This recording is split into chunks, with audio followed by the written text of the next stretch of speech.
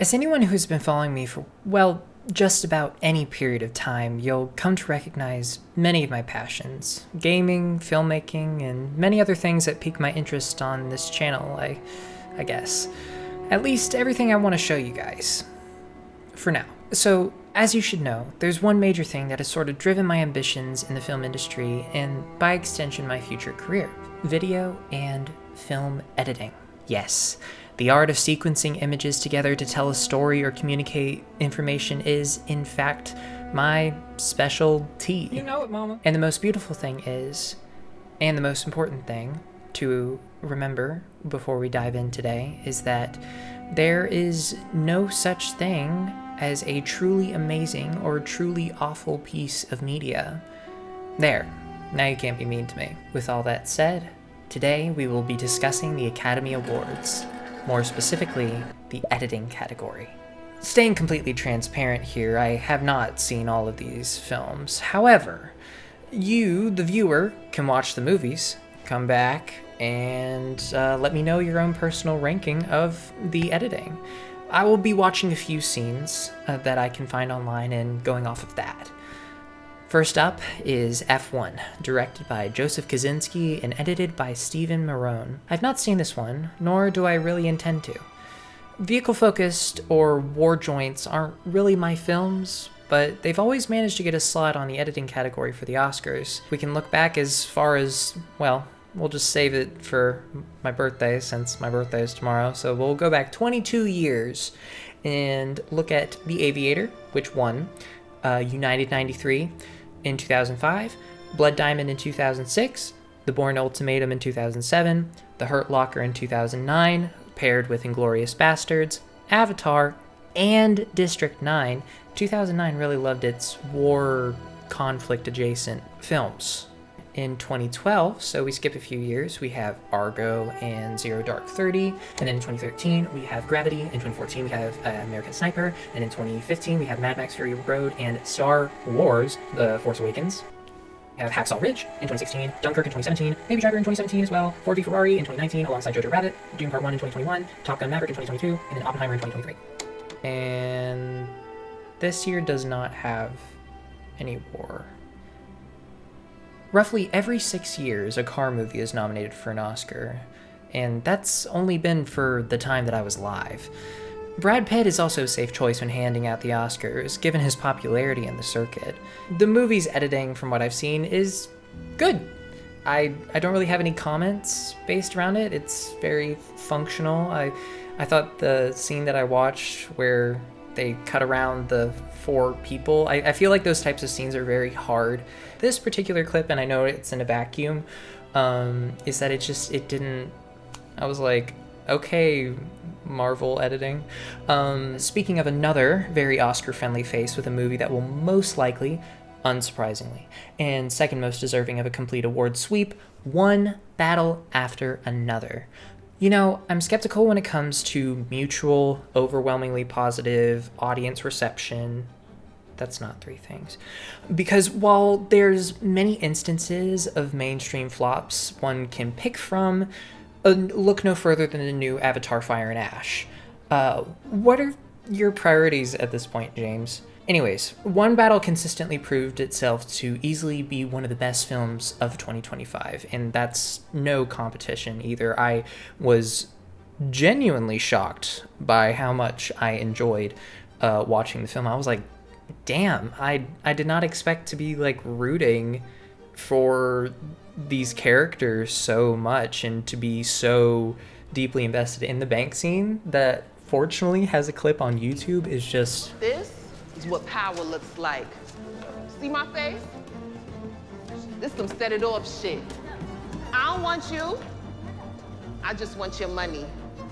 yes, it's yes. That's the only way you can put it. The pacing, acting, cinematography, everything came together in a thriller I did not expect to be so invested in. Even my script was like, yeah, girl. The editing, especially, just to make sure I stick to the script at least a little bit here, because we're going on 8 minutes, made the movie's constant jumps from location to location feel seamless. effortlessly telling the tragic and humorous tale of Bob, a man caught too deep in the middle of every conflict in his world. Again, it takes a simple premise and... Next, we have Sinners, directed by Ryan Coogler and edited by Michael P. Shaver. God, what can be said about this film that hasn't been said?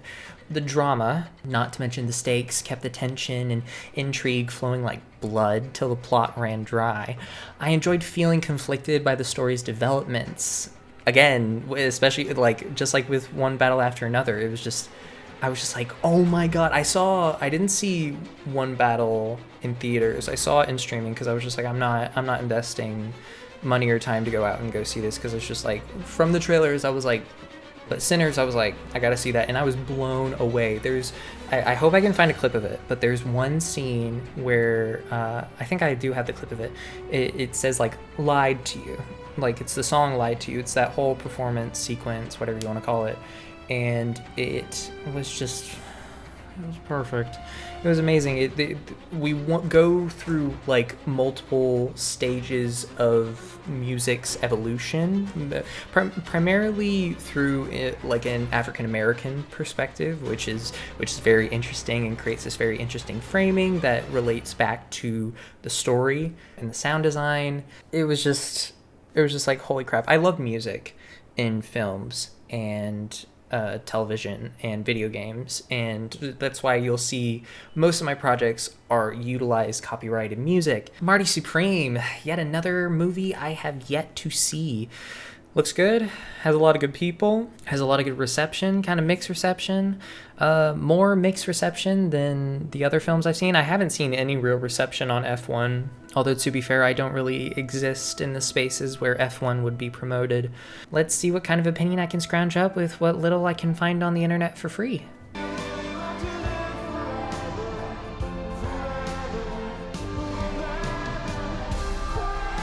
So, the editing in Marty Supreme is the core of its anxious overtones, is what I'm getting. It's very high paced. There's a lot of back and forth. It's giving kind of like Challengers, but more for boys than for the girls.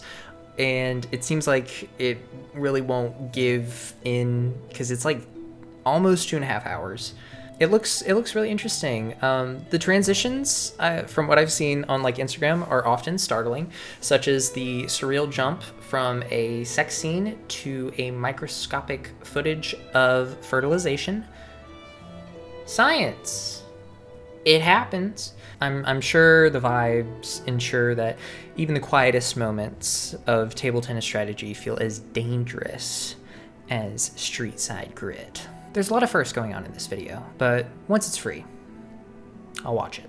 Finally, in the editing category, there is Sentimental Value, directed by Joachim Trier, who, in fact, is distantly related to Lars. And the film is edited by Oliver Boog-Couté. Hopefully I didn't butcher that as well. The film follows two sisters, Nora and Agnes, who are forced to navigate the sudden reappearance of their estranged father, Gustav. Once celebrated but now failing filmmaker, Gustav returns with a grand artistic vision, a script he believes will reignite his career, featuring a lead role specifically written for Nora, a struggling actress.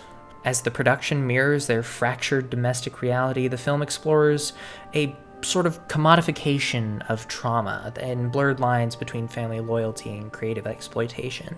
The film frequently uses a technique called microellipses, a brief jump forward in time within a single sequence, to mimic the way memory discards the boring parts of a conversation to focus on emotional triggers. This creates a sort of subjective flow where the transition between a heated rehearsal and a quiet childhood memory feels seamless rather than disruptive. By balancing long, static dialogue takes with sudden bursts of archival-style footage, the editing mirrors the protagonist's internal struggle to reconcile her past with her current professional identity. Plus, you got Elle Fanning, which is always a treat. I think this year marks the rise of a greater future for Hollywood and the film industry as a whole. While the picks for the Oscars has never been particularly lacking, the industry seemed to continuously suffer during and after the COVID pandemic. It's vindicating to see such a strong resurgence of creative output. Looking beyond the editing category for a moment before we close out, I have to say it's equally as refreshing to see such a various assortment of films. I mean, hell, horror is so back in not just one movie for one category, but multiple for different categories. Weapons, Sinners, I don't remember if there's more, but those movies are genuinely amazing, especially Weapons. Like, Sinners was great, but for some reason, Weapons was just like, I don't know if it's just like my cup of tea or something, but both of them are uniquely amazing in their own ways. For some reason, horror has always appealed to audiences, but nearly never the Academy, and rarely critics. But what a time to be alive in the entertainment industry.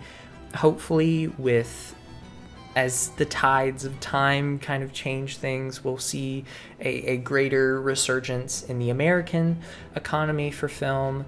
But for now, as always, if you want to see something else from me, be sure to like and subscribe, and hey, comment something you want to see from me. Okay? Peace.